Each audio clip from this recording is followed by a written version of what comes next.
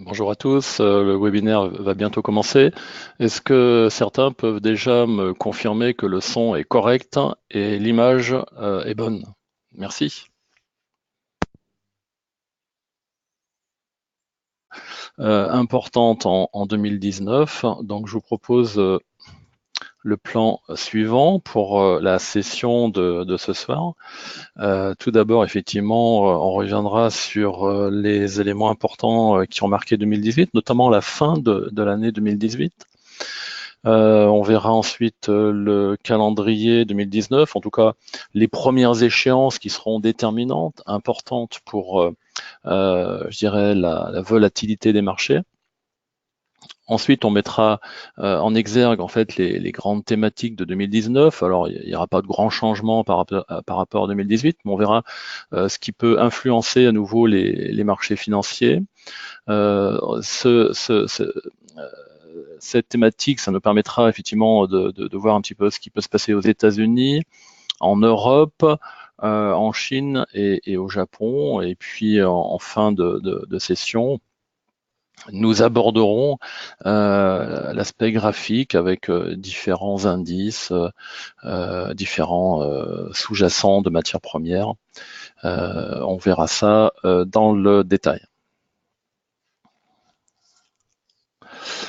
Avant de continuer, donc il est possible pour vous d'être interactif et de pouvoir poser des questions. J'essaierai dans la mesure du possible d'y répondre en direct. Mais sachez que si je n'ai pas le temps, je ferai ça tranquillement demain, puisque je réponds en principe à toutes les personnes qui sollicitent des questions, que ce soit donc pendant le webinaire ou le lendemain par messagerie. Voilà, nous allons donc commencer avec un petit retour en arrière sur 2018 que j'ai nommé en fait avec moins de liquidité, moins de commerce. C'est les thématiques qui vont être récurrentes sur 2019 encore. Des thématiques qui vont être un petit peu le fil rouge pour les investisseurs. Donc si on revient sur 2018, eh bien effectivement ça a été dominé par les risques politiques, notamment ce que j'appellerais la guerre froide sino-américaine. Cette guerre des échanges en fait et des droits de douane entre les États-Unis et puis la Chine. On a eu effectivement les épisodes du Brexit et c'est pas terminé. On verra ça sur début 2019. Il y a eu bien entendu l'Italie. On pourrait rajouter la France. Donc il y a beaucoup de risques politiques qui ont émergé en fait au cours de cette année 2018 et qui sont venus influencer considérablement les initiatives des investisseurs. En parallèle à ces risques politiques, on a eu effectivement une réduction des liquidités dans le monde de par la normalisation des politiques monétaires et notamment celle qui est insistante au niveau de la Fed. On s'aperçoit que, et on verra tout à l'heure quand on abordera, je dirais, les thématiques plus continentales, que les banques centrales, effectivement, de concert, eh bien, réduisent en fait leur politique laxiste, que ce soit par des rachats d'actifs ou des hausses de taux. On reviendra dessus tout à l'heure. Concernant 2018, eh bien, il faut toujours mettre en avant la dette mondiale qui a atteint un sommet de 180 milliards de dollars, que ce soit la partie privée ou publique, dont 50% restent détenus par les États-Unis, la Chine et le Japon. Donc ça crée en fait une sorte de danger en cas d'une hausse plus affirmée en fait des taux d'une manière globale sur la planète. Donc il faudra bien entendu surveiller chaque fois que les banques centrales évoquent ce genre de stratégie, de modification de politique monétaire, car il peut y avoir des conséquences importantes au niveau de cette dette globale. Quand on revient sur le bilan 2018, eh bien, il y a eu des perdants et des gagnants. Donc les perdants, bien, ça a été bien entendu les indices actions qui ont fortement chuté, même les indices américains qui ont baissé depuis une première fois depuis 9 ans, par exemple pour le Nasdaq. J'ai mis en avant effectivement les GAFA qui ont baissé lors des 3 derniers mois de pratiquement 25%, entre 20 et 25%. Si je prends simplement le cas d'Apple, c'est presque 500 milliards de valorisation qui se sont évaporés en l'espace de 3 mois. Donc il y a eu des ajustements violents en fait sur ce genre de société. Et les actions américaines ont même perdu jusqu'à 9% en décembre, qui est un des mois les plus négatifs en fait depuis 1931. Donc fin 2018 a été assez sanglant en fait dans le compartiment action. Les gagnants, eh bien, on peut pas dire qu'il y en a eu énormément. Alors, j'évoque le palladium parce qu'on verra sur un graphique juste après l'explosion en fait de cette matière première, due essentiellement au fait que le palladium sert pour les pots catalytiques des voitures à essence qui aujourd'hui dominent le marché de l'automobile. Alors, j'ai mis l'or également dans les gagnants, même si l'or comptablement a perdu 2% sur 2018. Alors, on va dire que 2%, c'est pratiquement stable, et que quand on est stable dans un marché globalement baissier, c'est presque une victoire en fait. Donc l'or, on verra, a un potentiel d'appréciation sur 2019. On évoquera son graphique plus tard. Il y a eu des mouvements importants sur le dollar et sur le yen qui sont traditionnellement ce qu'on appelle des devises refuges.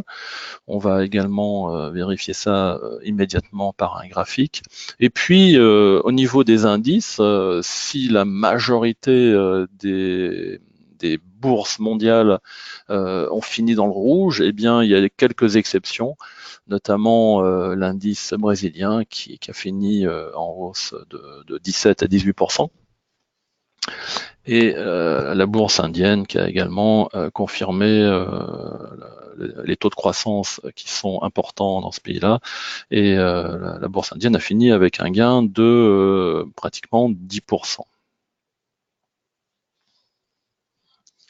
Voilà, donc on va passer en revue les graphiques. Voilà. Donc j'ai mis volontairement un petit peu les gagnants de 2018 avec sur le premier graphique en haut à gauche qui représente l'évolution du dollar depuis 4 ans.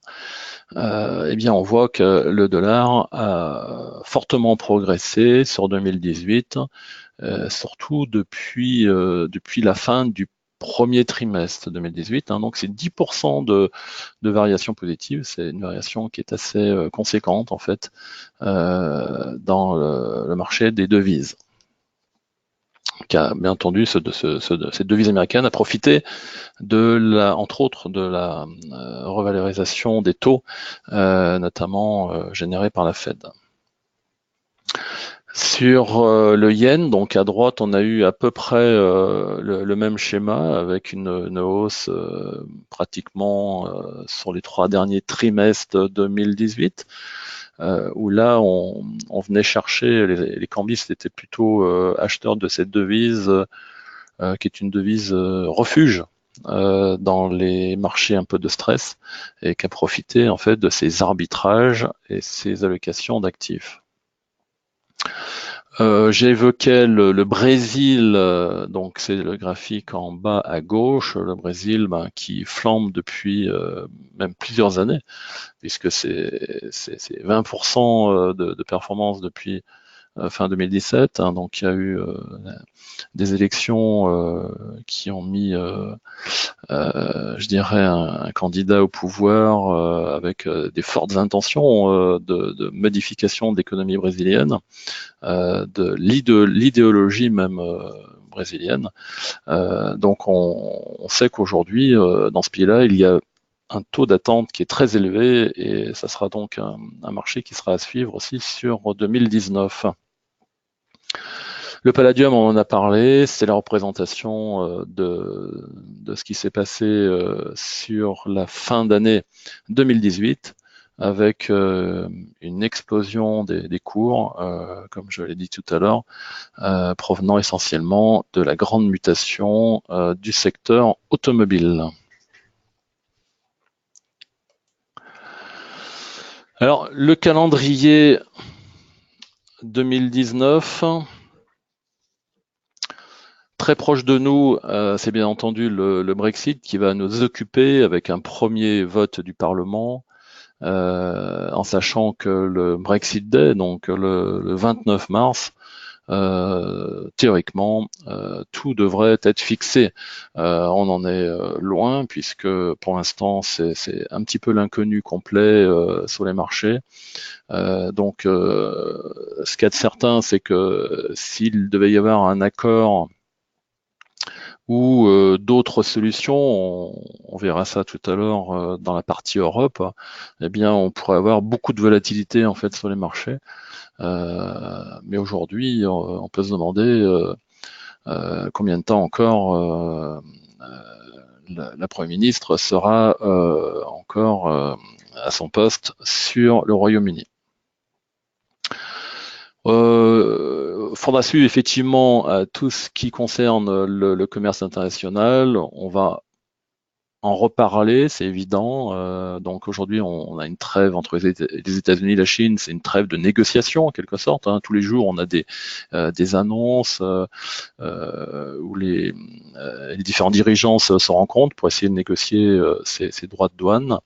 Donc là, les investisseurs sont extrêmement attentifs à tout ce qui se dit et ça crée effectivement beaucoup de volatilité d'une séance à l'autre.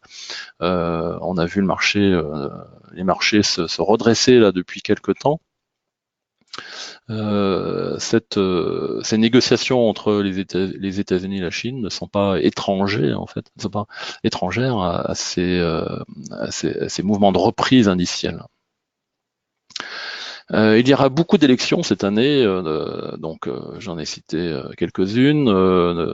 Il y en a bientôt en Inde, en Belgique, et puis il y aura les élections du Parlement européen fin mai. Donc des élections qui peuvent toujours créer des surprises en fait par la conjoncture actuelle. Un petit mot sur la BCE. Fin octobre, donc Mario Draghi on aura terminé avec son mandat. Il aura fait ses 8 ans donc à la tête de la Banque européenne. Un mandat qui peut être marqué notamment pour avoir sauvé l'euro en été 2012, pour avoir évité aussi la déflation en 2015. Donc c'est par des mesures qui aujourd'hui sont presque conventionnelles, mais elles étaient à l'époque non conventionnelles, comme les quantitative easing, qui permettaient à la Banque européenne de racheter des actifs ou des emprunts souverains. Une chose originale, en fait, c'est que Mario Draghi, et même s'il est encore en poste jusqu'à la fin de l'année, pratiquement jusqu'à fin octobre, eh bien, on peut dire qu'il n'aura jamais monté les taux directeurs de tout son mandat.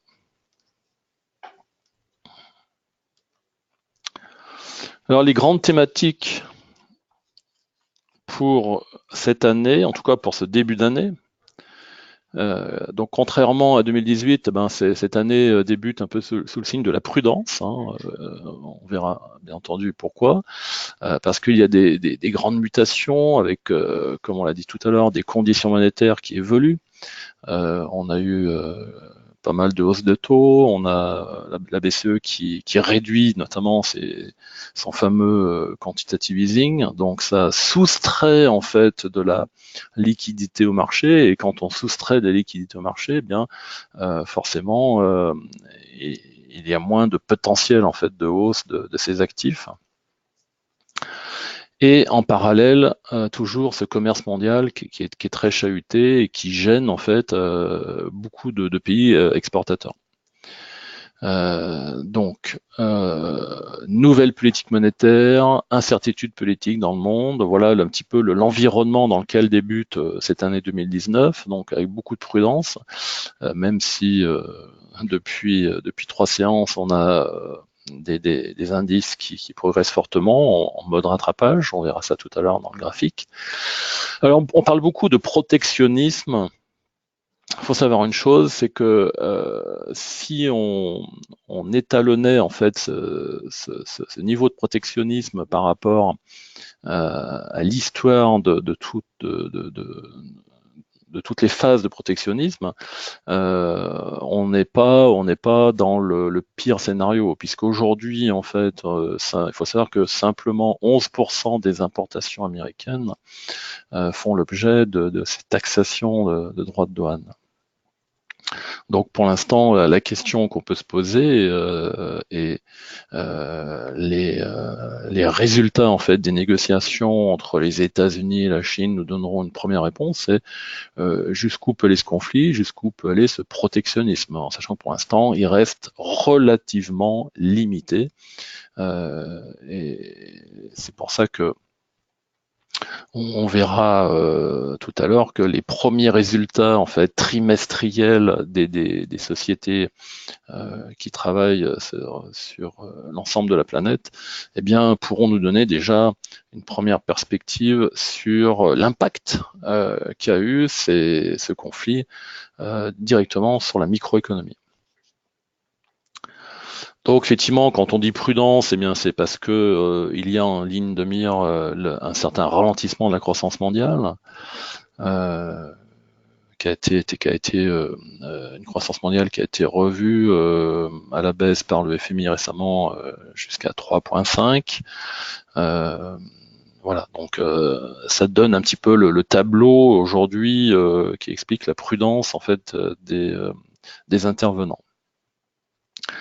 Une des questions ou une des réponses qu'on aura peut-être en 2019, c'est l'explication de ce différentiel entre les fondamentaux, que ce soit des fondamentaux économiques ou de société en fait, et les prix de marché. Alors je prends toujours l'exemple des semi-conducteurs. Aujourd'hui, on a des valorisations en fait sur ce secteur qui sont extrêmement basses, alors que les analystes qui suivent ces sociétés n'ont pas forcément révisé violemment leurs estimations pour l'année en cours, et gardent souvent même des objectifs de cours qui sont relativement élevés par rapport au cours actuel. Donc on a vraiment un différentiel, une divergence en fait entre le point de vue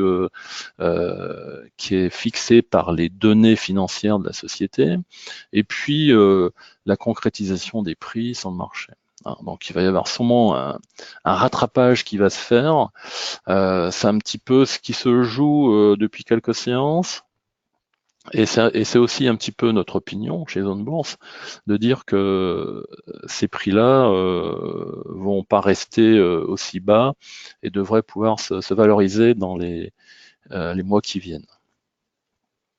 Donc, comme je disais tout à l'heure, les prochains trimestriels seront importants puisque le commentaire des dirigeants de société et surtout les résultats de ces 3 premiers mois ou de ces 3 derniers mois pourront nous donner, je dirais, des signes positifs qui pourront influencer le comportement des investisseurs. Mais d'une manière générale, l'aversion au risque n'aura pas disparu comme ça et devrait encore perdurer en ce début d'année. Donc avec des fenêtres de tir comme on a aujourd'hui, avec des réajustements qui commencent à s'opérer, des doutes qui peuvent revenir sur des séances suivantes. Donc des schémas en yo-yo comme ça, mais d'une manière générale, on estime que les prix qui ont été touchés sur fin 2018 se constituent des points d'entrée qui sont, pour certaines valeurs, des points intéressants.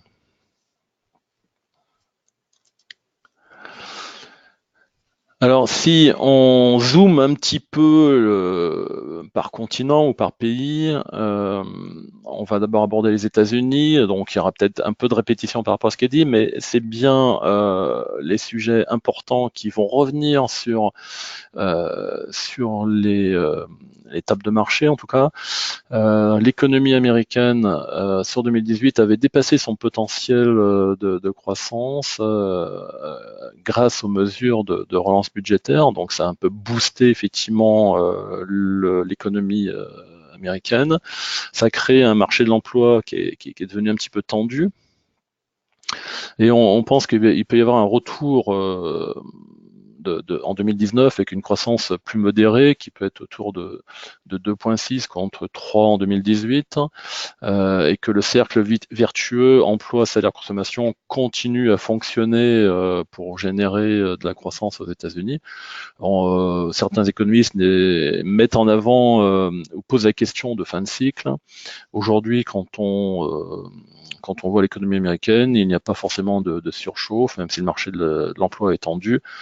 L'inflation reste sous maîtrise et la Fed est là aussi pour contrôler tout ça. Cette Fed qui a enchaîné depuis 2015 9 hausses des taux, on est passé de 0,25 à 2,50, ce qui avait affecté un petit peu un secteur principalement qui est le secteur de l'immobilier.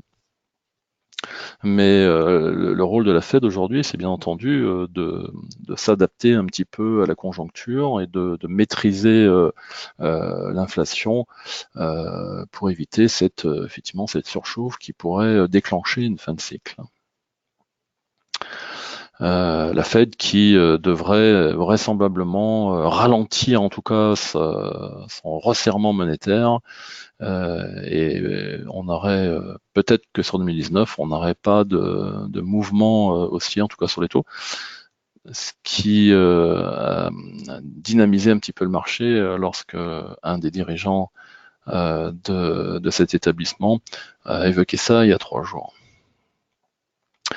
Il y a eu beaucoup de mouvements en fait et il y aura encore des mouvements sur les taux, hein, les rendements du 10 ans qui avaient franchi en 2018 les 3% sont revenus sur des niveaux corrects.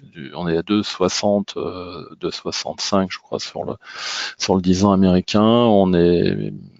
Donc ça montre que il y avait eu des arbitrages qui avaient été faits sur les marchés financiers avec des ventes d'actions, donc d'actifs risqués, pour aller se replacer sur des actifs, donc des emprunts souverains, beaucoup moins risqués, ce qui avait permis une baisse en fait de ces rendements sur les emprunts. Le dollar, lui, il a fait, comme on l'a vu tout à l'heure, une très bonne année 2018, parce qu'il avait gagné plus de 10% depuis son plancher, effaçant tout ce qu'il avait perdu en 2017. On peut penser que le dollar devrait souffler en fait sur 2019, justement parce qu'il y a une sorte de ralentissement en fait du rythme de progression aux États-Unis, avec une Fed qui est un petit peu plus modérée dans ses interventions. Donc, il faut savoir que là, aujourd'hui, aux États-Unis, la dette est passée de 68% du PIB en 2008 à plus de 100% en 2018, et que malgré tout, malgré tout, malgré cette forte hausse de la dette, eh bien, les intérêts en quelque sorte payés sur cette dette sont restés stables, tout simplement parce que entre-temps, on a eu des conditions monétaires exceptionnelles, ce qui a permis de stabiliser en fait ces charges financières au niveau du pays. Hein, donc ça montre encore une fois que l'enchaînement en fait de cette hausse des taux pourrait avoir un impact aussi sur l'ensemble du budget national. Donc c'est encore une fois une thématique qui peut contrarier les marchés, et le fait que la Fed annonce peut-être un statu quo sur 2019 a effectivement soulagé le stress des investisseurs. Toujours aux États-Unis, bon, il y a eu les élections effectivement à demi-mandat qui ont un petit peu fait basculer la majorité, notamment à la Chambre des représentants, ce qui fait que les démocrates sont majoritaires dans cette chambre, alors qu'au Sénat, c'est toujours les républicains qui sont majoritaires, ce qui fait que ça peut créer des blocages au niveau du pays, et le récent shutdown en est la preuve. Shutdown qui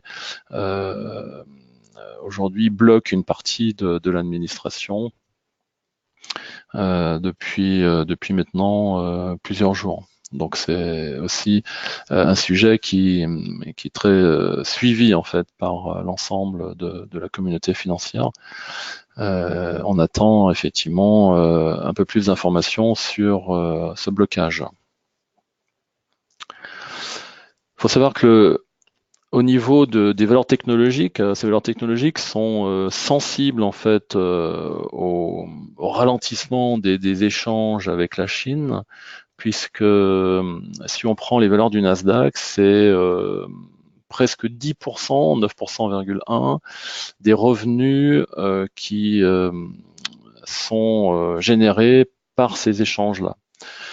Contre 5,6 pour le SP500, donc le Nasdaq 100, et montre plus de volatilité. On a vu cet indice qui pouvait perdre 4 une séance, le lendemain gagner 6, et donc c'est en partie expliqué par cette sensibilité en fait de ces valeurs qui ont, je dirais, des revenus qui proviennent en fait de ces échanges-là. Et enfin, pour revenir sur la Fed, on a vu que tout à l'heure qu'en 2019, la Banque centrale américaine devait a priori ralentir son rythme de hausse des taux. Elle est en face de deux problèmes. En fait, soit elle durcit davantage et elle risque de casser la croissance avec en ligne de mire la récession, donc c'est pas le but recherché, ou de stopper les hausses de taux, et là il peut y avoir un effet de surchauffe, notamment sur les tensions salariales et au niveau de l'inflation. Hein. Donc on voit que la Fed doit manœuvrer avec délicatesse en fait sur les premiers mois là, de 2019.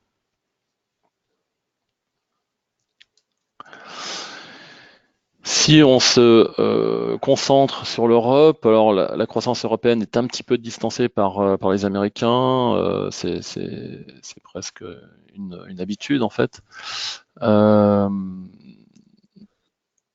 Pénalisée bien entendu par la faible demande extérieure et le ralentissement de l'économie allemande du fait de son exposition au secteur automobile. L'Allemagne qui a un modèle de croissance qui est basé essentiellement sur l'export, principalement on va dire, mais conserve quand même une demande intérieure solide, ce qui devrait maintenir son taux de croissance autour de 1,8. Alors, l'Allemagne est en première ligne lors des tensions commerciales, puisque effectivement il y a eu dans le conflit que Trump a mis en place sur les échanges commerciaux, euh, il y avait la cible principale, c'était la Chine, mais il y avait des cibles secondaires, comme l'Allemagne notamment avec le secteur automobile, et ce qui fait que les industries allemandes ont été fortement impactées par ce ralentissement et par ces perspectives de baisse des échanges commerciaux.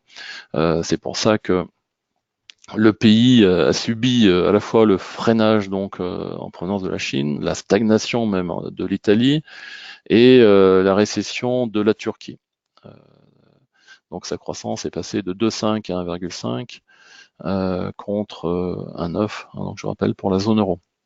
Ce qui fait que l'impact en fait en termes d'indices, on a eu le DAX qui a perdu 20% sur 2018.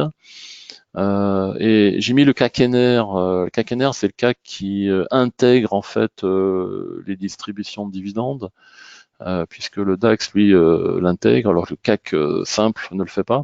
Donc, pour comparer les performances, il fallait prendre le CAC dividendes réinvestis. Ce dernier a baissé de 8% seulement contre 20%. Donc, on voit ici que ces sociétés allemandes se trouvent un peu plus impactées de par la nature même de l'économie allemande, par ce ralentissement et ces tensions sur les commerces, sur les échanges internationaux. On sait qu'en Europe, il y a des tensions politiques aussi. Bon, le Brexit, l'Italie, la France qui maintenant devrait dépasser les 3% de déficit budgétaire, et puis l'Allemagne à nouveau avec un changement avec la succession de Merkel.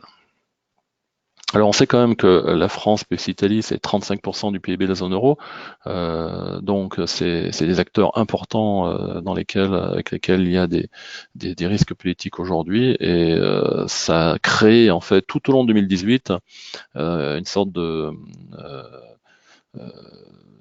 prudence au niveau des investisseurs qui se sont un petit peu retirés de cette zone euro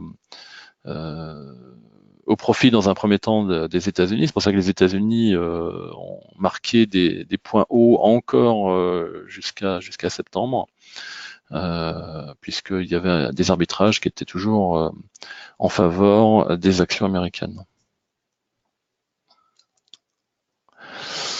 Pour finir avec l'Europe, eh bien, le Brexit, on sait que c'est l'actualité chaude. On a parlé du 15, on a parlé du 29 mars.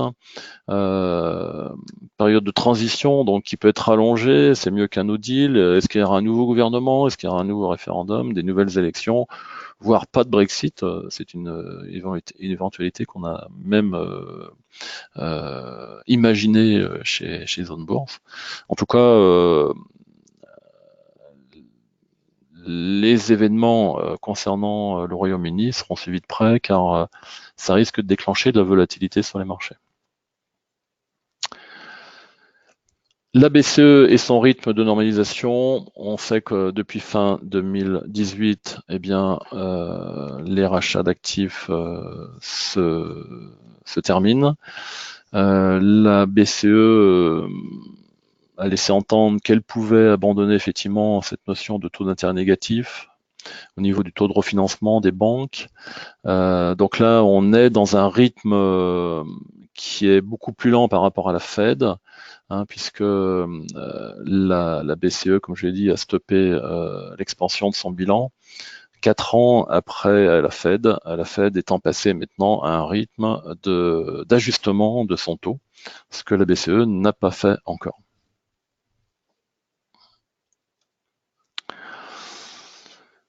Bon, un mot de la Chine, on en parle beaucoup. Qu'est-ce qu'il faut retenir un petit peu de tout ça? La Chine ralentit, c'est une évidence, et elle fait l'objet de soutien de ses dirigeants pour maîtriser un petit peu cet atterrissage en douceur. Alors, comme je l'ai mis en bas du slide, aujourd'hui les dirigeants chinois doivent sauver à tout prix les 6% de croissance.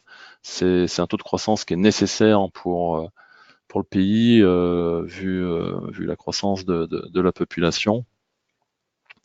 Et on sait que la Chine, ben, ça a des impacts. Ça a des impacts sur l'ensemble des pays émergents. On sait que la Chine, c'est de manière générale 50% de la croissance mondiale. Donc c'est un moteur qui ne doit pas tomber en panne. On sait qu'effectivement, les premiers impactés quand la Chine tousse, ce sont les pays émergents, puisque ces derniers sont impactés par des réductions des différents commerciaux. Enfin, ce que je veux dire, c'est que ces pays émergents devraient profiter, d'une réduction des différents commerciaux, d'une hausse de la demande mondiale, du repli du dollar et de la stabilisation des prix des matières premières. Et on sait que les matières premières, le prix des matières premières est principalement fixé par le niveau d'activité en fait de la Chine. Si la Chine consomme beaucoup, elle achète beaucoup de matières premières et on a une flambée de ces sous-jacents qui profitent à l'ensemble des pays émergents. Dans le cas inverse, si la Chine consomme beaucoup moins, eh bien baisse des prix et baisse des revenus pour ces mêmes pays. Donc depuis 2010, incontestablement, il y a une trajectoire d'érosion graduelle de sa croissance.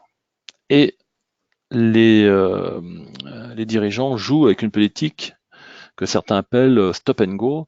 Donc soit on est dans le mode stop et on veut maîtriser la dette et on réduit les crédits, on limite les crédits, c'est ce qui avait été fait en 2018, mais en début 2018, mais comme en fait on était dans un schéma mondial de baisse d'activité, eh bien immédiatement les autorités ont remis en place un plan de soutien et ils ont renouvelé ça d'ailleurs en début du mois de janvier là, où ils veulent mettre en place des gros projets ferroviaires pour 125 milliards de dollars, construire pratiquement 7000 km de voies ferrées, dont 3200 à grande vitesse. Donc l'infrastructure continue à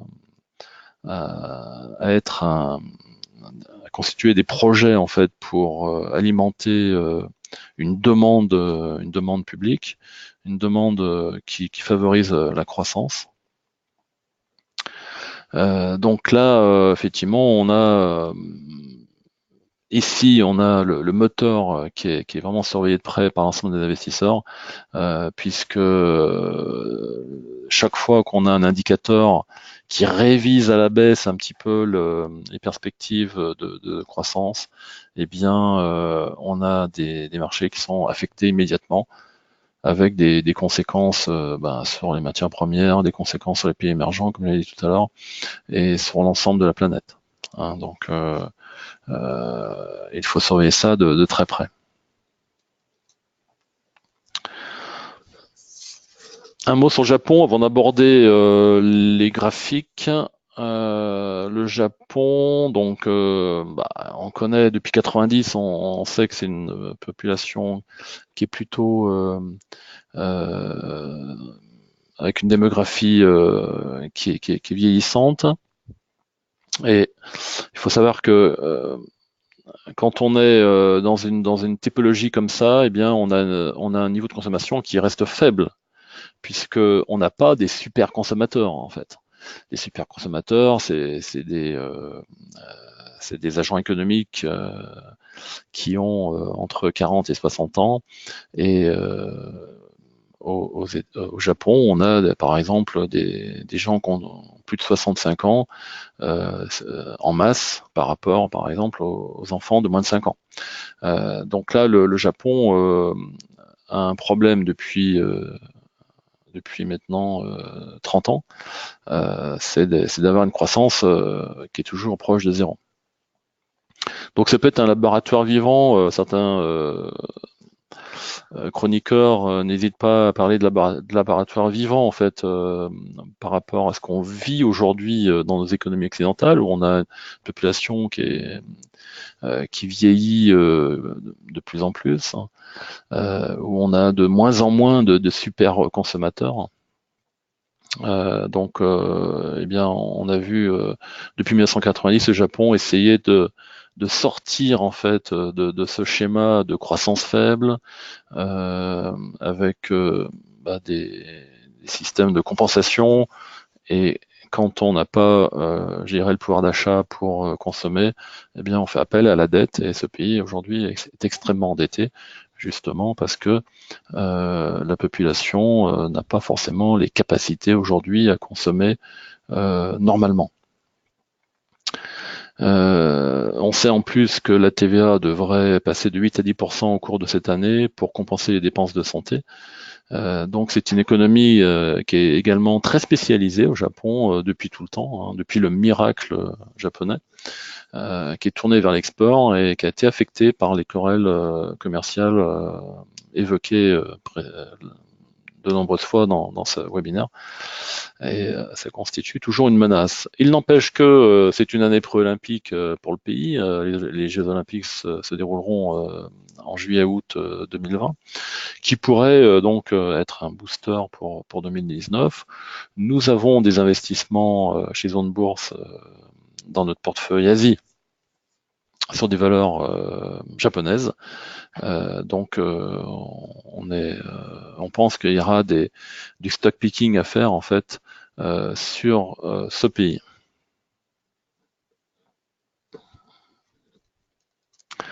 Voilà.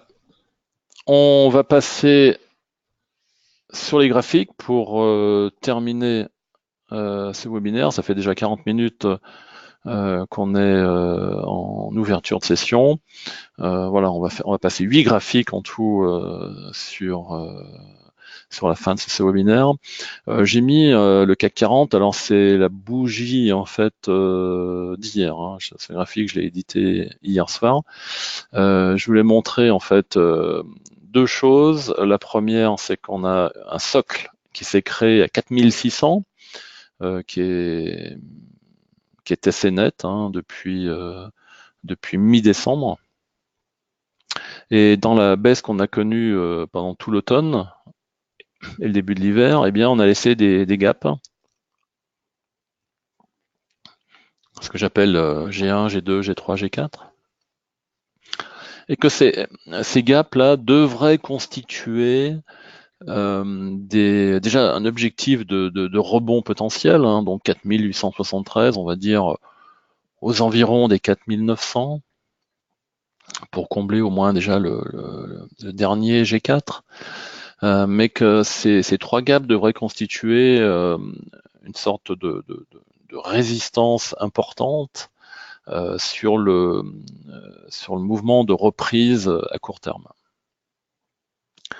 Donc ça peut être entre 4009 et 5000, ce qui pourrait être déjà un bon acquis pour les valeurs françaises par rapport au point bas qui avait été établi même la deuxième séance de janvier, où on avait clôturé proche des 4600. Donc un rebond qui se met en place, qui est assez légitime par rapport à la baisse qui avait été mise en place depuis septembre, mais qui devrait trouver des obstacles en fait, hein, sur la zone des 4880 jusqu'à 5000.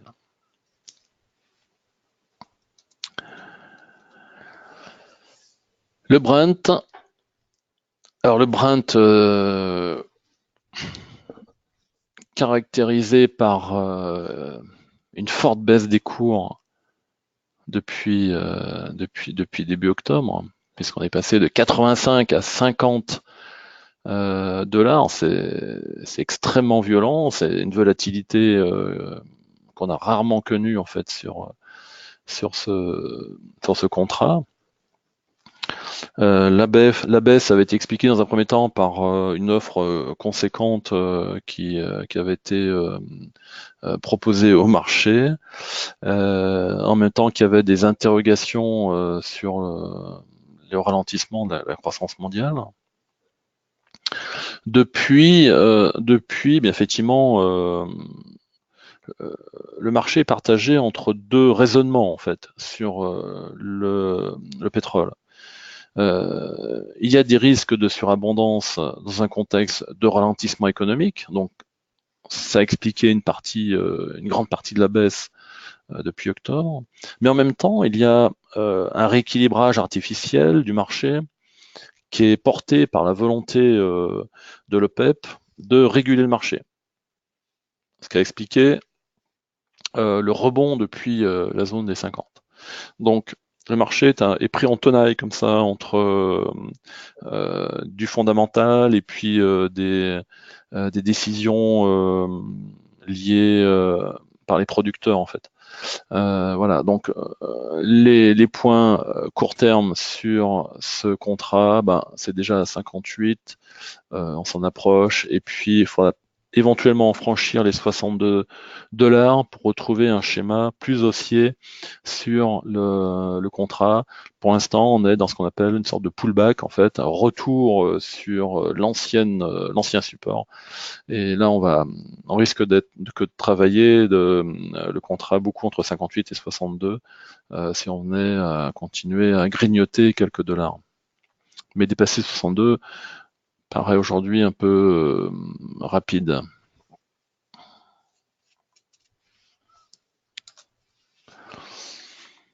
Alors, le gold, on a beaucoup parlé du gold là, depuis un certain temps, puisque quand on évoque le stress du marché, on essaye de trouver des produits alternatifs, hein, des investissements qui pourraient profiter en fait de cette conjoncture négative du marché. Eh bien, là, j'ai représenté les 3 dernières années du contrat. On s'aperçoit qu'il y a une certaine stabilité malgré tout, même si 2016 et 2017 avaient été des années haussières sur le prix de l'or. 2018, on a eu je dirais un trou d'air jusqu'à cet été, et puis en parallèle au marché stressé, eh bien l'or a repris de la vigueur, a repris à peu près une centaine de dollars. C'est un contrat l'or est un contrat qui dépend beaucoup, bien entendu, du niveau de l'inflation, qui dépend également de la bonne tenue du dollar. Il y a beaucoup de paramètres. On a beaucoup écrit sur Zone Bourse sur ce type de matières premières. Il n'empêche que ça reste, je pense, un des supports sur lesquels il n'a pas beaucoup de risques, et que le dollar, on a vu que le dollar pouvait éventuellement revenir sur 2019, ça pourrait profiter à l'or, même si les marchés actions se comportent bien, puisque regardez en 2017, on sait qu'on a eu une année exceptionnelle sur les actions, et pourtant l'or avait progressé de 14%, donc c'est possible d'avoir une hausse de l'or en parallèle des marchés actions si on a effectivement un dollar qui baisse en contrepartie. Et on sait très bien que aujourd'hui, des pays comme la Chine investissent et achètent de l'or, accumulent de l'or, ce qui crée une demande de fonds. Là, je l'ai représenté en hebdo sur 10 ans. On s'aperçoit que on trace ce que les chartistes appellent un triangle ascendant. Un triangle ascendant, c'est souvent synonyme de sortie haussière. Donc là, il sera important de surveiller effectivement, mais là pour des stratégies de fonds sur du moyen terme, de surveiller la sortie haussière d'une zone proche des 1400. Là, on pourrait, en cas de franchissement de ces niveaux-là, retrouver un rallye haussier plus net sur le métal doré. On n'en est pas là, mais en tout cas, ça permet de situer un petit peu les prix par rapport à un historique de 10 ans.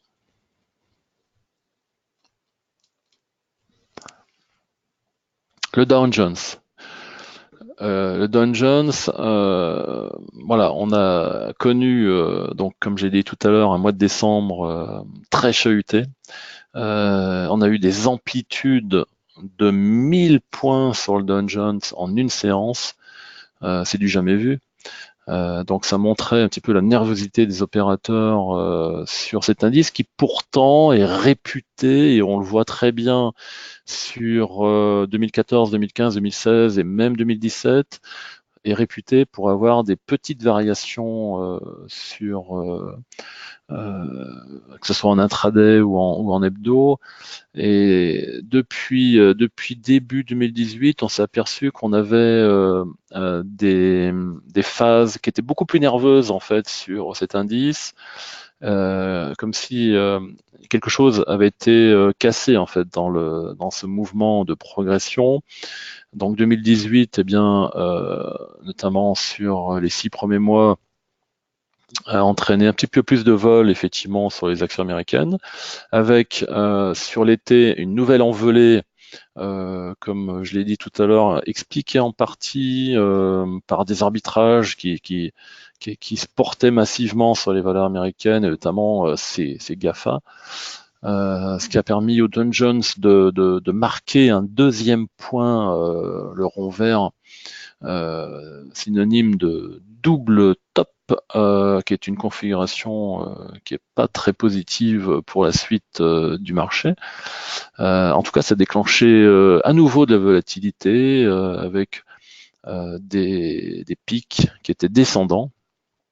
Et là, on est descendu donc, notamment sur la fin de l'année, en dessous des 22 000 pour remonter depuis sur une zone comprise entre 23 000, 24 000. C'est une zone de pullback, donc c'est une zone qui va être très surveillée, un petit peu comme sur le CAC 40 au niveau des 4880, 4009. C'est des zones où soit le courant vendeur reprend la main et on retourne chercher des points bas, soit effectivement on est sur la fin on confirme la fin du mouvement baissier et un relais acheteur se met en place pour remonter. Pour l'instant, je dirais, on opte plus pour une stabilisation, une réflexion des investisseurs sur ces prix-là, puisque on sait qu'on a un calendrier qui est chargé jusqu'à fin mars. Donc on pourrait avoir, en tout cas pendant tout ce premier trimestre, une sorte de volatilité entre cette zone de pullback et les points bas qu'on a connus récemment. En tout cas, il est difficile d'imaginer sur ce premier trimestre une envolée des cours pour éventuellement aller chercher des zones historiques. Donc modération, réflexion, interrogation, et si on devait, je pense, revoir des niveaux beaucoup plus hauts, ça serait plutôt dans la deuxième partie du premier semestre, donc deuxième trimestre. Un petit point sur la Chine, parce que c'est un marché qu'on suit beaucoup chez Zone Bourse. On a, pour ceux qui ne le savent pas, des portefeuilles réels qui sont investis sur l'Europe via des valeurs européennes. On a un portefeuille US et on a un portefeuille Asie. Donc dans ce portefeuille Asie, comme j'ai dit tout à l'heure aussi, on a des valeurs japonaises et des valeurs chinoises qui cotent au Hang Seng. Donc là, c'était pour effectivement montrer que on avait à peu près baissé de 50% sur les retracements FIBO. On avait retracé à peu près 50% de la hausse depuis début 2016, et qu'il y avait un support qui se mettait en place à partir de ce niveau-là. pour éventuellement reprendre des positions. Le Hang Seng qui a baissé beaucoup moins que l'indice de Shanghai qui lui avait baissé de plus de 20% sur 2018. Donc on peut imaginer l'extension que pourrait faire un tel indice avec un accord, par exemple, entre les États-Unis ou la Chine. Là, on aurait un effet catapulte en fait sur ce genre d'indice. Bon, on a fait un tour en Asie, on revient aux États-Unis. Bon, le Nasdaq 100, là j'ai voulu faire une photographie en fait de l'indice en données mensuelles pour. Donc là, on remonte à 10 ans avec 9 années de hausse. 9 années de hausse, la 10e, elle a failli être une année haussière, c'est 2018. On a fini avec le mois de décembre, on a fini dans le rouge, mais de peu. Voilà, donc on dit toujours que les courses reviennent à un moment donné toucher les moyennes. Donc j'ai voulu mettre en avant les moyennes mensuelles. Alors on parlera pas des 50 ou des 100, mais la moyenne 20 mensuelle, elle se situe à, si on prend la clôture d'hier, ça se situe à 15%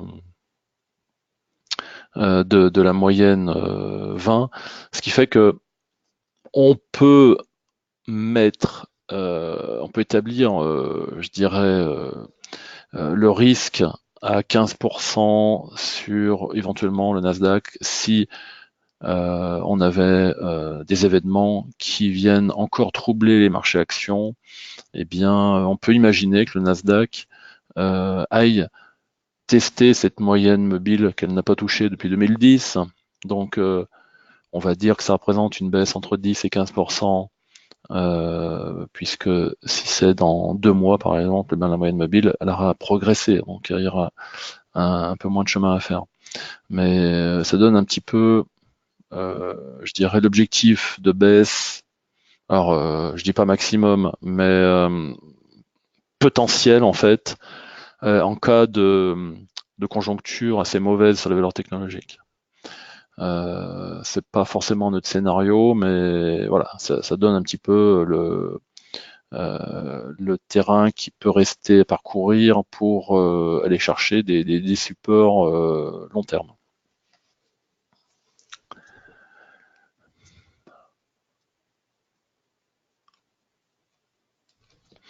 Voilà, il est presque 19 heures, ça fait, voilà, on aura fait une petite heure donc avec ce webinaire. J'ai voulu finir sur Apple. Apple, bon, moi j'aime bien cette valeur, enfin en tout cas je l'aimais bien. Et j'ai voulu montrer ça parce que c'est à la fois encore des données mensuelles comme sur le Nasdaq 100 tout à l'heure, parce qu'on s'aperçoit que en fait Apple a été précurseur en quelque sorte de la baisse des valeurs techno, avec effectivement une envolée jusqu'à cet été 2018 où on a testé les 233 $, je crois. Et puis un réajustement violent de l'action, alors que Apple n'avait pas communiqué, c'était simplement les sous-traitants qui avaient évoqué eux une remise en cause des potentiels de croissance de leurs clients numéro un. En tout cas, il y avait eu un mouvement qui était un peu précurseur du Nasdaq, et là on s'aperçoit que Apple a presque touché sa moyenne 20 mensuelle. Donc la question qu'on peut se poser, c'est est-ce que cette action ne serait pas proche d'un point bas déjà, alors que son indice ne l'est pas forcément, son indice majeur. Mais est-ce qu'Apple n'aurait pas déjà montré le chemin à ce qui peut être fait sur le Nasdaq 100? En tout cas, c'est quelque chose qui va être très suivi dans le premier trimestre. Voilà. Je regarde si Il y a quelques questions parce que je vois que c'est déjà tard et c'est difficile des fois de rester plus d'une heure comme ça sur un webinaire. Euh, alors on me demande les perspectives de hausse sectorielles. Donc là, effectivement, rien que ça pourrait faire l'objet d'un webinaire. Nous, dans le cadre de nos investissements, que ce soit dans le fonds Europa One ou les portefeuilles, on essaye d'équilibrer en fait tous ces secteurs, puisque en 2018, on a eu des arbitrages très violents sur les secteurs où les marchés a vendu tout ce qui était cyclique et s'est porté sur du défensif. Donc il a fallu qu'on ajuste un petit peu les allocations.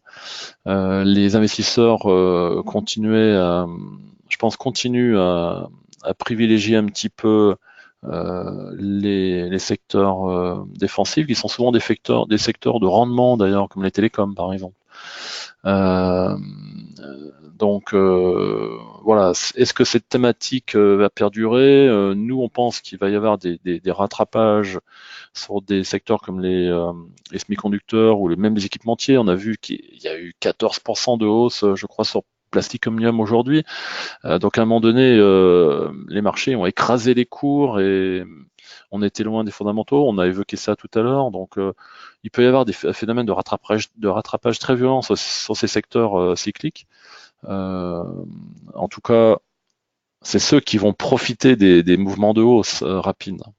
Euh, on est toujours neutre, par exemple, sur les bancaires, puisque même s'il y a des fonds, aujourd'hui, elles sont solides, mais tant que les taux sont bas, elles n'ont pas des marges d'exploitation qui sont confortables. Donc voilà, on est plus sur une notion de rattrapage en fait pour les valeurs cycliques, avec toujours du stock picking bien affirmé. On privilégie la croissance et la situation financière, mais en réduisant un petit peu la poche défensive. Alors, quid d'Europa One? Donc, c'est une bonne question. C'est pas du tout la thématique, mais j'en parle. Europa One a subi en fait ces arbitrages. Faut savoir que nos investisseurs n'ont pas lâché, ils sont toujours là. On reste toujours bien classé sur 3 ans. Et c'est un fonds qui effectivement a subi son expo un peu trop cyclique. Donc on a réajusté, on a réalloué les actifs. Et aujourd'hui, nous sommes bien placés pour profiter d'un rattrapage sur les marchés. Voilà. Je remercie en fait tout le monde parce que vous avez été patient pour tenir 1 heure. C'est pas un sujet facile, c'est pas un sujet sur lequel on peut être rapide. C'est difficile d'être exhaustif en fait. Donc encore une fois, merci. Si certains veulent me poser des questions, il n'y a pas de problème. Il y a le mail qui s'affiche sur cette photo. Et puis on est toujours content de dialoguer avec nos clients ou nos membres du site. Voilà. Je vous souhaite à tous une très bonne soirée et merci encore pour votre présence.